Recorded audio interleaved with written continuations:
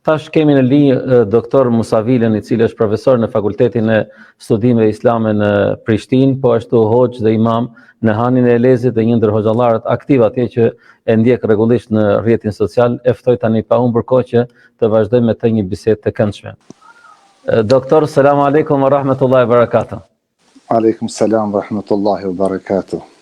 Allah ju shpërbleft dhe faleminderit që pranuat ftesën të ishit sonte me ne në këtë emision. Është kënaqësi për neve të jemi në emisionet e juve, kur e dim fort mirë që keni bërë një punë jashtëzakonisht të madhe gjatë këtij muaji të Ramazan dhe jeni për plot lavdata dhe përgëzime. Inshallah Allahu xhaleshanu ju shkruan prej sevapeve dhe shpërblimeve të mëdha. Amin. Në hapët e juaj jemi profesor, në hapët e juaj jesi gjithmonë përpara dhe ne vrapojmë pas ju, po lutim Allahun subhanahu wa taala që ta gjeni dhe ju shpërblimin në jetën e kësaj dynjaje dhe në botën tjetër. Si është situata e përgjithshme e agjërimit dhe muslimanëve këtë ditë në Hanin e Elezit? Po alhamdulillah, si gjithmonë do thotë në Kosovë edhe në Shqipëri edhe në Maqedoni, kudo që gjenden shqiptar, agjërimi po respektohet, po nderohet, po agjërohet, edhe ky muaj i begatshëm i Ramazanit veç është ka përmbyllet dhe po shihet se një numër i madh i besimtarëve kanë qenë të hudhër në agjërim dhe kanë kryer me përkushtim të madh këtë ibadet, i cili kuptohet nuk ka ibadet tjetër ndoshta që mund t'i afrohet për nga shpërblimi edhe për nga do thotë vlerën që ka ky muaj i bekuar. Hoxhi dashur, normalisht ju vazhdoni jetën e përditshme atje edhe pse pandemia ju ka kufizuar dhe vazhdon ende në Kosovë që situata tjetë e atill. Si i kalojnë ditët e tyre besimtarët muslimanë këto ditë që janë sidoqë të përmalluar me prezencën e tyre në xhami për të falur namazin teravihit dhe kështu me radhë? Është normale një përballim i madh do të gjithë besimtarëve që janë mësuar që jetën apo adhurimet, ibadetet të zhvillojnë në xhami, mirë po për shkak të situatës çfarë dim të gjithë ne edhe për shkak që duhet edhe ne të përmbahemi rregullave strikte, të cilat na vijnë nga organet përgjegjëse të cilët janë përgjegjës për këtë pandemi, atëherë s'ka dyshim se besimtarët shumicën e adhurimeve dhe ibadeteve do të thotë i kryejnë ritualet në shtëpitë e tyre, do të thotë me familjet, me të dashurt e tyre, me të afërmit e tyre, ndoshta prej pozitiviteteve që ka pas ky muaj i bekuar e ka edhe këtë se jemi duke u njoftuar më shumë me familjet tona se kurdo herë më parë. Mashallah, kjo është një mirësi që ka ndodhur këto ditë dhe pothuajse të gjitha xhamiat, gjithë shtëpiat tona janë transformuar në xhami, ku pjesë e madhe njerëzve falen në shtëpi, falin namazin e teravihit dhe kështu me radhë. Kjo është një prej mirësive të Allahut. Mirë, po ju përkundrejt kësaj pandemie nuk keni ndalur edhe në aktivitetet bamirëse pa llogaritur ligjëratat e shumta. A lodheni me këto aktivitetet bamirësisë që i jeni pjesë dhe prezent kudo çdo ditë?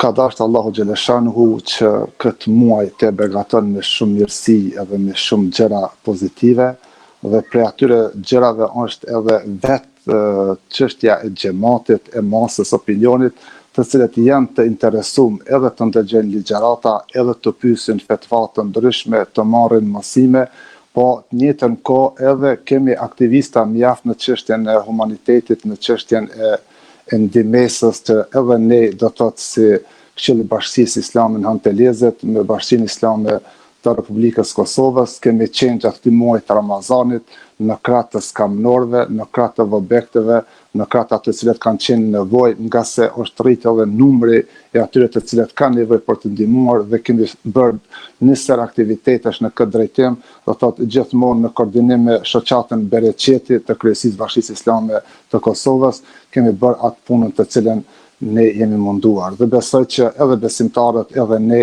do thotë e kemi dhënë atë mundin dhe shpresojmë që të gjërat të vazhdojnë edhe të punojmë edhe pas Ramazanit. Amin, amin. Hoxhi dashur, normalisht punë e mirë është kjo, të ndash ndihmë ekonomike, të ndihmosh skamorët, jetimet, nevojtarët, është një prej veprave të mira që Allahu subhanahu wa taala e përmend në Kur'anin Kerim. Mirë po, a janë njerëzit të predispozuar, populli jonë të predispozuar që të bëjnë punë dhe vepra të mira, apo nuk e kanë dëshirë këtë lloj, si thosh, veprimtarie? Kjo në bazë të eksperiencës suaj. Populli jonë është një popull do të thotë dashamirës, edhe është një popull i cili është i përkushtum edhe ka çështja fetare, por edhe ka çështje advetare, por edhe ka çështja humane, është i njohur si popull human në historinë e tij.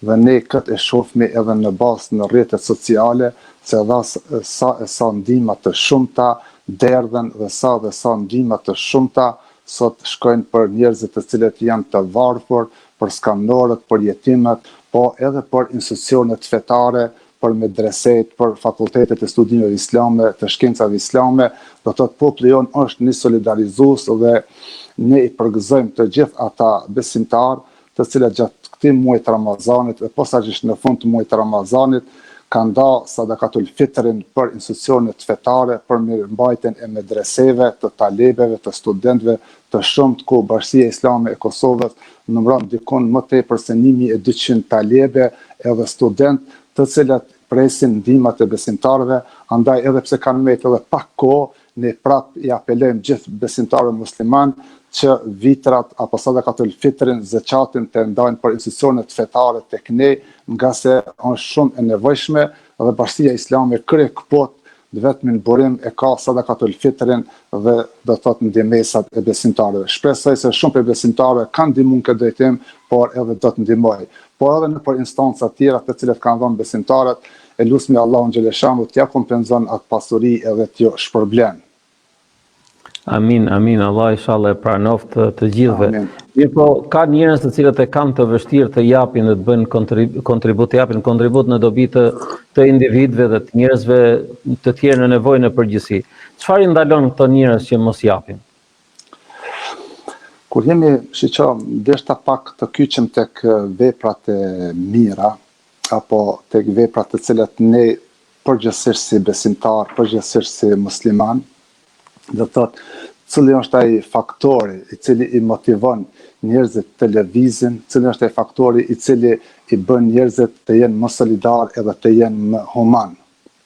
Nëse ja bëjmë një shikim, do të thotë, ja bëjmë një shikim të përgjithshëm shoqërisë, do të shohim se kemi disa faktorë që i nxitin njerëzit të jenë njerëzit, do të thotë, të gjallë, të jenë të lëvizshëm edhe të bëjnë vepra të mira edhe humane. Mirë po, faktori i cili ne e kemi studiuar dhe faktori kryesor i cili e nxit njeriu të jetë human, të jetë bamirës, të jetë solidar, padyshim se është faktori në besimin në ahiret, apo në besimin në botën e pastajme. Ne kemi Kur'ani, do thotë, më njëherë pas suratul Fatiha fillon me ajetin kuranor i cili thotë Elif Lam Mim, Dhalikel kitabu la rayba fi. Thotë, ky është libri për Kur'anin që nuk ka fare dyshim në të. Mandej, thotë, huden lil muttaqin edhe është udhëzues për njerëzit e devotshëm, për njerëzit e mirë, për njerëzit të cilët bëjnë vepra të mira. Dhe mandej i radhit edhe disa, do thotë, gjëra, po disa vepra të cilët i bëjnë besimtarët, dhe në fund thotë, u bil akhireti hum yuqinun.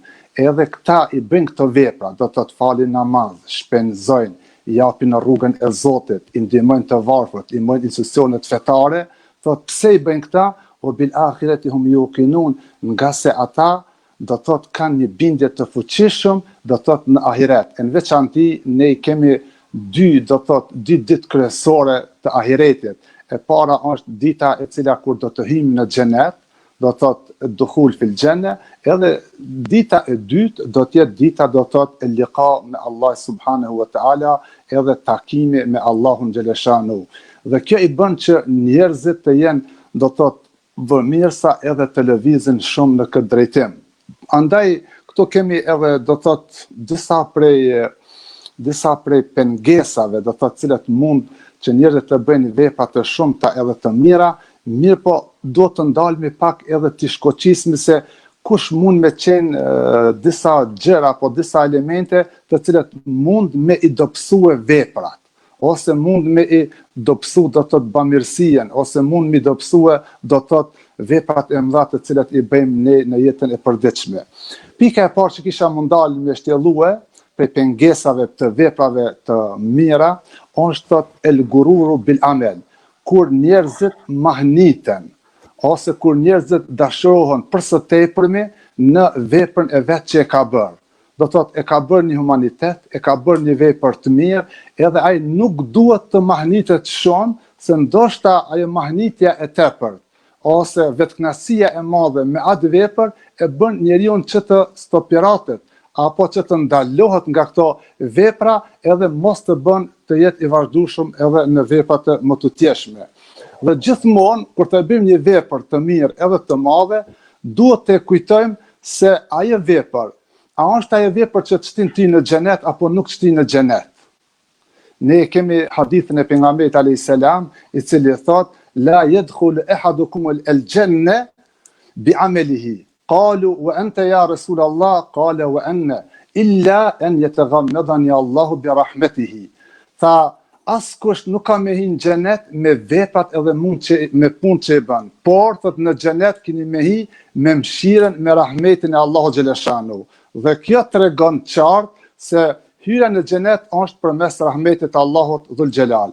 Mandej i than, a stjoj dërguar i Allahut nuk mund të hish në xhenet me vepra dhe me ibadet dhe me punë dhe me agjerim, tha as unë, vetëm nëse më përfshin apo nëse më mbulon mëshira e Allahut xhaleshanu. Dhe ne sado që të bëjmë vepra të mira, gjithmonë duhet ta mendojmë se vepra nuk po të shtikan në xhenet. Po çka? Ne duhet të vazhdojmë, punojmë, bëjmë vepra të mira, se xhenetin po mundshme me fitue me mëshirën edhe rahmetin e Allahut xhaleshanu. Këtu kemi, do thot, edhe një hadith tjetër pejgamberit alayhis salam, i cili thot se më e mirë është vepra e vazhdueshme, qoftë edhe e pakt. Do thot kërkon nga besimtari gjithmonë të jetë aktiv, gjithmonë të jetë në skenë, gjithmonë të jetë ai i cili punon edhe vepron, e jo të bën një vepër madhore edhe të ndërpret aktivitetin edhe angazhimin e tij. Kemi një thonje shumë interesant të Selim ibn Dinar, i cili thot, innal abda la ya'malu amalan tasurru, wa ma khalaqa Allahu azza wa jall sayyi'atan tadurruhu mithlaha. Është interesant kjo thonje, e cila vjen nga një, do thot prej tabiinëve, që thot se besimtari ose robi mund të bën një vepër, e cila është vepër e mirë edhe e gëzon, e mahnit atane. Por thot kjo është vepra më e keqe e cila mundet me dëmtu shumë besimtarin. Kjo është fjalia e parë. Fjalia e dytë thot, wa inal abda la ya'mal sayyi'atan tasu'u wa ma khalaqa Allahu min hasanatin afdalu lahu mithlaha. Kur robi thot mund të bën një vepër e cila është e ult, ose një mëkat apo një vepër të keqe, të dëmshme. Dhe thot kjo është vepra më e mirë që Allahu e ka kriju tek ai rob apo tek ai besimtar.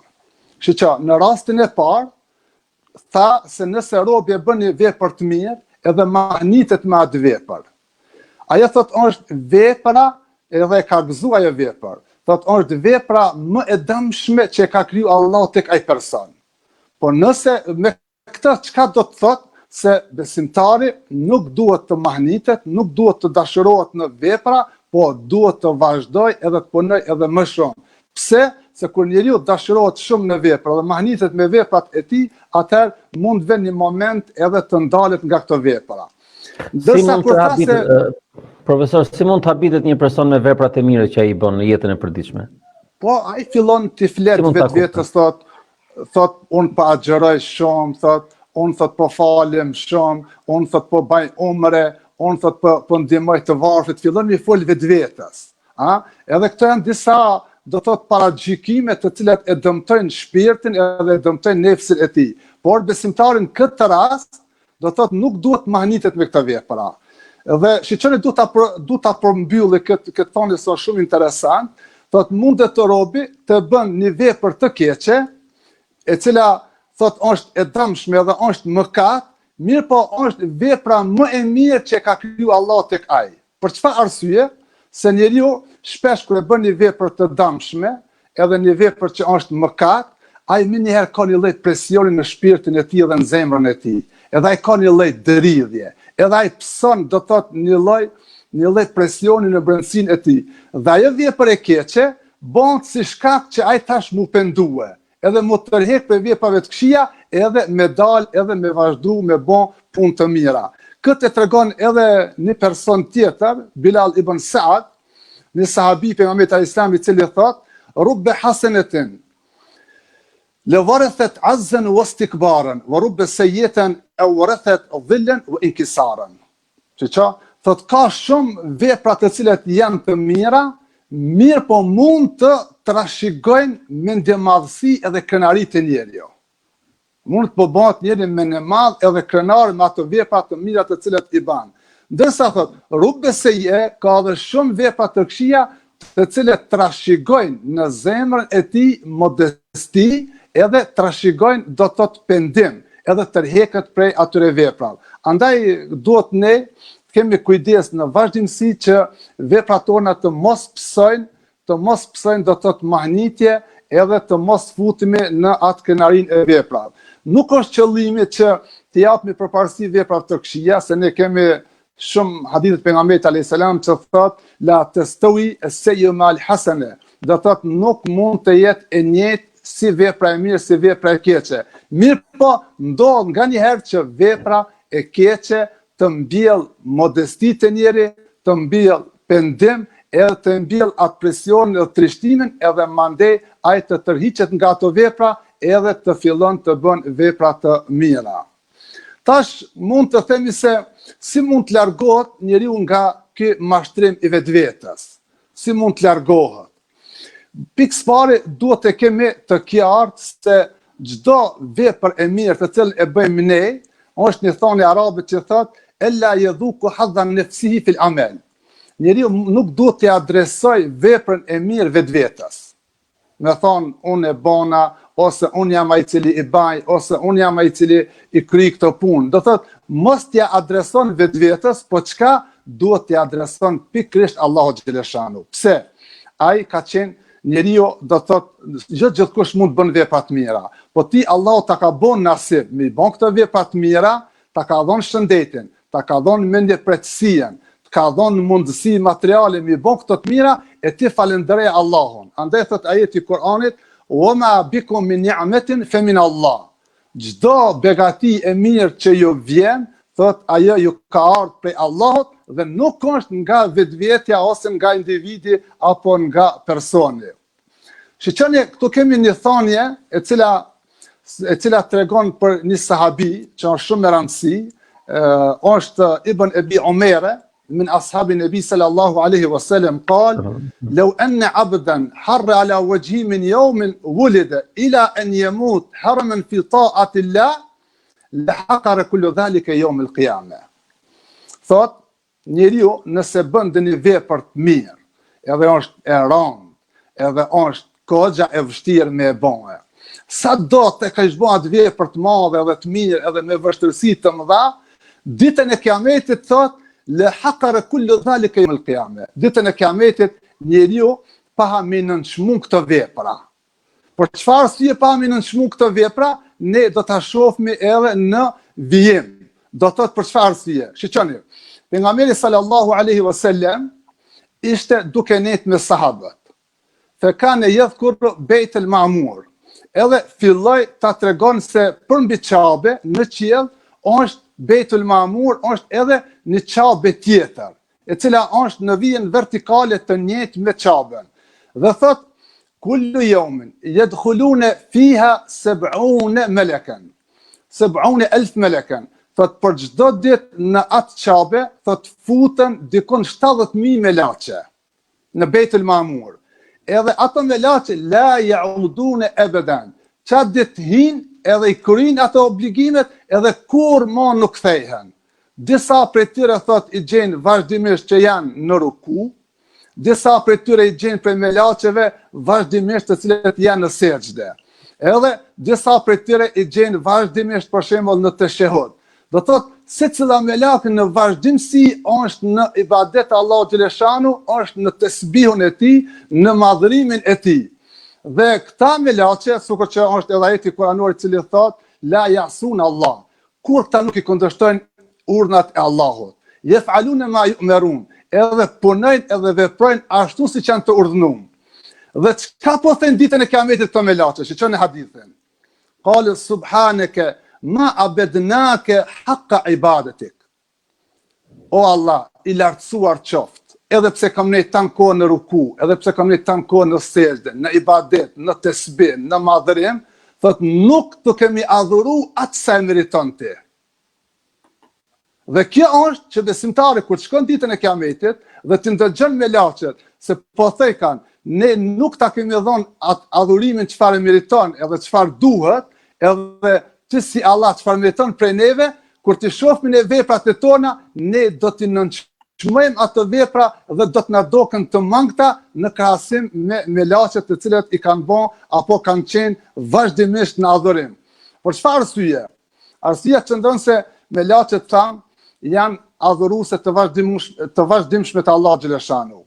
Ata nuk kanë as nefs, do thotë nefsul emare bisu, nuk kanë nefs epsh i cili i urdhënon në negativitet apo në këqija. Yef'alune ma yu'marun, nuk i kundërshtojnë urdhnat e Allahut, veprojnë ashtu siç urdhënohen. Po te njeriu është edhe nefsi i cili e urdhënon në të keqe, te njeriu është edhe shejtani, është djalli, mande është shejtanul ins, edhe shumë do të thotë të cilat ndikon në negativitetin e tij, o shejtanul gjin, edhe shejtani prej gjinëve, krejt këto janë pengesa që njeriu të bën një vepër në formën më madhështore. Edhe ne e shohim gjatë këtij muajit bekum të Ramazanit, ku pejgamberi alayhis salam tha idha dakhala shahru Ramadan sufidat ash-shayatin. Tha kur të hin muaji Ramazanit, tha shejtanët lidhen, janë të prangosur. Mirë po, në kapitullin e Nas, të fundit të Kuranit thot min el jinnati wan nas, o Zot na mbroj neve nga do thot shejtanët, edhe na mbroj neve edhe nga shejtani i njeri. Dhe ne shohim që gjatë muajit të Ramazanit ka vrasje, ka rrahje, ka përleshje, ka thime të rregulla në komunikacion, të pandemisë e shumë gjëra të tjera. Pse i ban këto njeriu? Se këto njeriu i ban se nga njëherë e humb kontrollin e vet edhe ben viktim e djallit, apo njeriu gjatë Ramazanit mund të merr thot dëvru shejtan, mund të merr edhe rolin e djajve, edhe rolin e të këqive, edhe veprat e këqija nuk ndalen. Andaj jo pak vepra po shohmi edhe po ndëgjojmë kronika të zeza, të cilat fatkeqësisht po ndëgjojnë. Kjo është si shkak se shejtanët janë prangosur, mirë po shumë njerëz apo disa njerëz e kanë marrë edhe rolin e shejtanit. Tjetër çka ja vlen të cekët në këtë drejtim, është se njeriu me vepra të mira, sa më shumë bën vepra të mira, e njeh edhe Allahun xhaleshanuhu. Dhe kur të njeh, do të thotë është ajo thonja amelu salih muqabil ma'rifatillah. Vepra e mirë është përballë njohjes së Allahut xhaleshanuhu. Sa më shumë bëjmë vepra të mira, ne e njohim Allahun xhaleshanuhu, e njohim fuqinë e tij, e njohim madhrinë e tij. Dhe kur ta njohim madhrinë e tij, atëherë ne shohim se veprat tona sa do të jenë përkryme prapë mbesin vepra të dobta edhe mbesin vepra të zajfta apo të zbeta.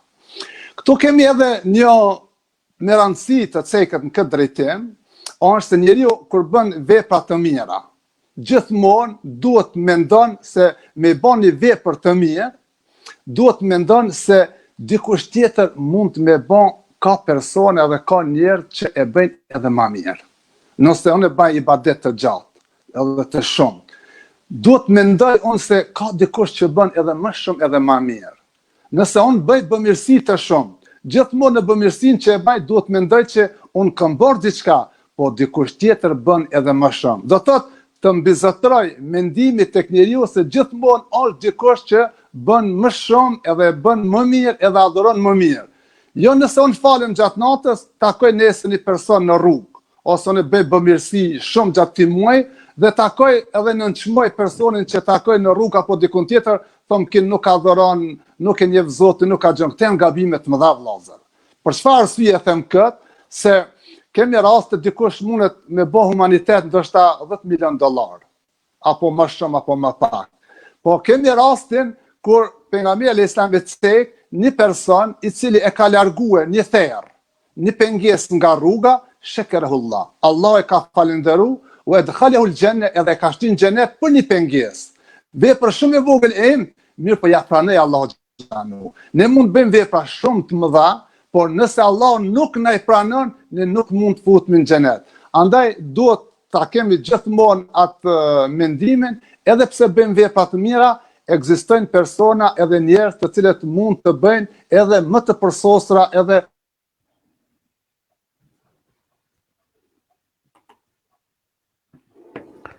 me sa duket e kemi një shkëputje të shkurtër të rrjetit me profesorin e nderuar, ndoshta problematika e internetit në Kosovë, në Hanin e Elezit, ku doktori i nderuar është aktualisht, mund ta ketë sjellur këtë shkëputje dhe ne presim që të lidhemi së shpejti me doktorin në këtë bisedë që e kishim në aspektin e veprimtarive dhe veprave të mira që besimtari musliman duhet i kryej në jetën e të përditshme. Doktor, ordoni edhe njëherë se po, u bë një shkëputje si rrethoj ndoshta e mungesës së internetit tek ju, mirë po tani ju ndëgjojmë. Mikrofoni është ende për ju, po, urdhëroni. Do të thotë se ne gjatë këtij muaji do të thotë kemi bërë vepra të shumta, edhe kemi bërë një lloj trajnimi të madh, edhe me këto vepra, me këto punë, besoj që shumica e besimtarëve janë ngrit në një shkallë më të lartë, një shkallë edhe më të madhe, që ne e quajmë në atë fjalorin fetar min ehli taqwa, do të thotë njerëzit kanë kaluar në një shkallë të devotshmërisë, një shkallë të devocionit ku janë shumë afër Allahu xhaleshanu. Dhe në momentin që besimtarët bëhen, do të thotë të shkallës së devotshmërisë, do të thotë janë njerëz të cilët janë të përgatitur edhe për parajs apo edhe për xhenet. Nga se në Kur'an thotë وَسَارِعُوا إِلَى مَغْفِرَةٍ مِّن رَّبِّكُمْ وَجَنَّةٍ أَرْضُهَا السَّمَاوَاتُ وَالْأَرْضُ أُعِدَّتْ لِلْمُتَّقِينَ. Do të thotë shpejtoni në falje të Allahut, në xhenetin e tij që është i gjerë sa qiejt edhe toka, mande uiddet lil muttaqin, edhe është i përgatitur për, do të thotë, njerëzit e devotshëm. Ne edhe tek ajeti i obligimit të agjërimit e shohmë se thotë leallekum tettekun. Ja kam bërë obligim agjërimin ashtu siç ja kam bërë popujve të shumë para jush, në mënyrë që ju të bëni të devotshëm edhe të afërt. Dhe në momentin që ne tashve që jemi në përfundim të muajit bekuar të Ramazanit, e kemi bën një trajnim jashtëzakonisht të madh dhe besoj që shumica e besimtarëve, do të thotë shumica e njerëzve që kanë kryer këtë obligim, kanë kaluar në një shkallë të devotshmërisë, vetëm se kjo shkallë kërkohet të ruhet edhe pas muajit të Ramazanit. Dhe si hariç i madh, do të thotë që e ceka uiddet lil muttaqin, do të thotë për neve është i përgatitur xheneti, e në veçanti kur dalmi edhe do të thotë ta shohmi edhe Allahun xhaleshanuhu për atë mirësi edhe atë begati të cilën do të na i dhuron, e cila është begatia më e madhe për ata të cilët hinë në xhenet. Këtu kemi disa ajete të Kuranit të cilat flasin, do të thotë për punën e innal abrara yashrabuna min ka'sin kana mizajuha kafura. Tregon, do të thotë el abrar janë njerëzit besimtarët të cilët i kryjnë farzet. Andaj thot Allahu, thot pejgamberi alayhis salam në hadithin qudsi, thot ma zali abdu yataqarrabu ilayya fima faradtu alayhi. Njeriu thot afrohet tek on me veprat, me farzet që i kryjnë. Dhe ne sot jemi në përfundim gati afër të krijimit së farzit të Ramazanit dhe ndimi do thot është një lloj kënaqësie që ja kemi dalë të përfundim këtë muaj dhe mandej të përjetojmë gjitha premtimet të cilët Allahu xhaleshanu na i ka premtuar neve në xhenet. Dhe këto tregon, do thot, për atë kënaqësi të mëdha që kemi në xhenet, për krojet e mëdha, për vreshtat e mëdha, për lumejt, për pasuritë e mëdha, për begatit të cilët Allahu xhaleshanu do t'ja jep besimtarëve. Për çfarë arsye? Thot wa amma man khafa maqama rabbih wa naha an-nafsa 'anil hawa fa innal jannata hiya al-ma'wa. E sa i përket atij i cili gjithmonë e ka paramendu vëzhgimin e Allahut, edhe e ka paramendu prezencën e Allahut, edhe e ka paramendu se një ditë del para Allahut, edhe është distancue, edhe është ndalue nga nefsi i tij, fa innal jannata hiya al-ma'wa, thot xheneti është vendstrem i tij. Është ajeti tjetër i Kuranit i cili tregon shumë qartë, thot ara'ayta man ittakhadha ilahahu hawa. thot e ke parë personin I cili për Zot e merr nefsin e vet. Këto janë zakonisht njerëz të cilët do thot janë demela, njerëz të cilët nuk dojnë me agjerue, nuk dojnë me njoft agjerimin, I kanë dhënë përparësi nefsit të vet. Dhe pejgamberi alayhis salam në hadithin tjetër thot hufetil janna bil makari wa hufetin nar bil shahawat. Thot xheneti është I rrethekuar me do thot punë të vështira. Agjerimi nuk është punë e lehtë, nuk është do thot I kollajshëm, por është I vështirë. Mirë pa agjerimi ka vepër e cila po rrethekoj ka xhenetin. Ndërsa ata të cilët e kanë braktisë, thot hufetin nar bil shahawat, dhe I kanë dhënë përparësi stomakut të tij apo barkut të tij apo nefsit të tij, thot ata thot janë të nefsi e rrethekon do thot xhenemin apo është vend strehim I tyre xhenemi.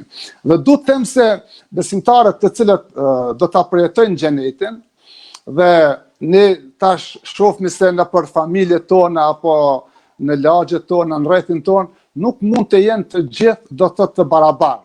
Edhe nuk janë të gjithë ata të cilët agjerojnë, edhe të gjithë bëjnë vepra të mira. Mirë po, është një ajet I Kuranit, I cili tregon se kur një besimtar është I mirë në familje, ose kur shumica e lagjes janë besimtar të mirë, edhe shumica e qytetit janë besimtar të mirë, kanë mundësi në ahiret, edhe ata të cilët nuk kanë qenë të mirë me morë me vete, ose me nxjerr nga jo humner, ose nga I ndëshkim, apo nga I dënim. Në jeni t'ja lexoj ajetin e Kuranit I cili është shumë I qartë, thot, وَالَّذِينَ آمَنُوا اتَّبَعَتْهُمْ ذُرِّيَّتُهُمْ بِإِيمَانٍ أَلْحَقْنَا بِهِمْ ذُرِّيَّتَهُمْ وَمَا أَتْلَنَاهُمْ مِنْ عَمَلِهِمْ مِنْ شَيْءٍ وَكُلٌّ بِمَا كَسَبَ رَهِينٌ.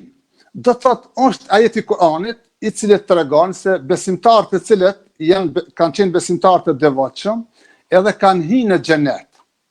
Mirë po, këta po ja ankojnë Allahu xhaleshanu, thënë o Zot, neve nuk po na mjafton xheneti, nuk po na kënaq xheneti kur kemi disa për familjarëve tonë që nuk janë mesin ton apo janë në xhenem. Kuptohet për shkak të veprave të shumta negative apo për shkak të gjunave, ato kanë marrë rrugën tjetër. Dhe tash, këta që janë në xhenet, Allahu xhaleshanu po thot, ittaba'athum dhurriyyatuhum biimanin. Thot ne thot do t'ja bashkangjesmi ata të cilët janë edhe pse janë në xhenem, thot do t'i nxjerrmi për hir të njerëzve të mirë, për hir të njerëzve të devotshëm, për hir të agjeruesve që me vështirësi e kanë agjeruar dhe I kanë dalë në krye.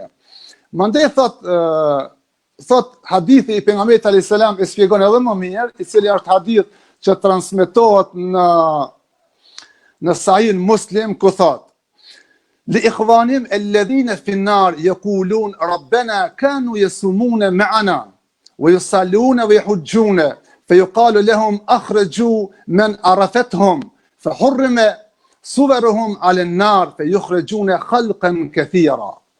Këta të cilët janë në xhenetin o Zot. Hadithi është në Sahih Muslim, hadith autentik që shpjegon ajetin e mëparshëm, o Zot, thot ku janë edhe shumë të tjerë të cilët kanë agjeru me neve, edhe janë fal me neve, edhe kanë kry haqj me neve. Thot ne thot nuk jemi të kënaqur nëse nuk na vinë edhe ato. Dhe Allah xhaleshanu për hatër të besimtarëve të drejtë edhe të devotshëm, atëherë po urdhëron që të nxjerren nga xhenemi dhe thot yukhrejune khalqan kathir, edhe një numër I madh edhe I shumë po nxjerren nga xhenemi për hatër të agjeruesve, për hatër të njerëzve të devotshëm, për hatër të bamirësave, për hatër atyre të cilët kanë qenë muttaqin apo njerëz të afërt me Allahun xhaleshanu. Dhe kjo do thot është një sihareç I mirë edhe I madh, se secila familje ka agjerues, secila familje ka dikant që adhuron Zotin mirë e drejtë edhe pastër, dhe këta njerëz e salihin të mirë do të jenë si shkaktar për me ndihmue edhe me nxjerrën të tjerë nga xhenemi. Kemi ajetin tjetër kuranor që ata të cilët mbesin në xhenem, çka po thënë? Ma lena min shafi'in, wala sadiqin hamim. Thot, pse ne mbetëm në xhenem? Se ne nuk patëm ndërmjetësues të mirë, nuk patëm antar të familjes që ka agjerue, nuk patëm antar të familjes që ka qenë i devotshëm, nuk patëm antar të familjes që ka lexuar Kur'anin, që ka bë ibadet Allahut. Wala sadiqin hamim, edhe nuk pata një shok të mirë, të sinqert edhe të drejtë. Shqyqoni çfarë roli paha do të thotë personi i cili është i mirë edhe besimtar i drejtë, po ndërmjetësoj ka për ta. Po edhe shoku i cili është i mirë, i agjërueshëm, është i devotshëm, edhe po shoqëroj ka me tjerë, do thotë ki po qenë ka një lloj shkaktari me nxjerr nga humnera apo nga xhenemi edhe një pjesë të shokëve të vet. Dhe gjithë ata që mbesin në xhenem ankon se nuk kanë pas familjar të mirë, edhe nuk kanë pas shoqërues apo shok të mirë, do të thotë në këtë botë. Allah shpërbleft, Allah nderoft profesorin nderuar për këto fjalë të cilat buruan për jush dhe e përmblodhet të gjithë mirësinë e kësaj pune dhe veprave të mira të cilat duhet i bëjë besimtari musliman në jetën e kësaj dynjaje. Shpresoj që Allah subhanahu wa taala t'ju shpërblej me mirësi të vazhdueshme në jetën e kësaj dynjaje dhe në botën tjetër. Cili do të ishte mesazhi i fundit këshillues për teleshikuesit tanë në këtë mbrëmje? Mesazhi jonë është sikur që kemi qenë të gjithë të bashkuar edhe unik, do të thotë gjatë muajit Ramazan, edhe kemi qenë do të thotë besimtar të devotshëm, devotshmëria të vazhdon edhe mas Ramazanit, edhe uniteti në familje, uniteti në lagje, në qytet, në shoqëri të jetë edhe më i madh, dhe të mos kemi ndasi, do të thotë qoftë ndasi në aspektin e mendimit, qoftë ndasi në aspektin e veprave, qoftë ndasi, do të thotë politike edhe shoqërore, të jemi një popull i cili ti kontribuojmë unitetit, nga se jemi shumë dhe shumë të nevojshëm që të jemi, do të thotë të gjithë një grosh, të gjithë jemi unik, për arsye se kemi shumë çështje edhe punë madhore që neve na presin në të ardhmen. Pra, le të rroj uniteti i popullit shqiptar, i besimtarëve, i muslimanëve në përgjithësi. Allah të shpërbleft profesorin nderuar për këto fjalë të bukura, të mira, të dobishme që i that në këtë natë të bekuar të Ramazanit. E lutë Allahun subhanahu wa taala që t'ju shpërblen në jetën e kësaj bote dhe në botën tjetër.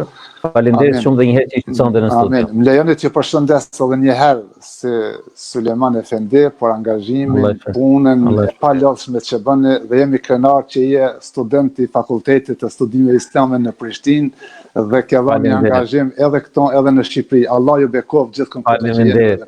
Faleminderit. Shumë faleminderit profesor. Allah ju nderoj dhe miru takofshim së shpejti inshallah. Miq të nderuar, jemi drejt për së drejti duke transmetuar këtë emision Netët e Mëshirës në muajin e shenjtë Ramazanit, kur sapo e mbyllëm bisedën tonë me doktorin e nderuar Musa Vila nga Hani Elezit, ku biseduam një bisedë të këndshme në aspektin e veprimtarive të mira që duhet i kryej një besimtar gjatë muajit të Ramazanit.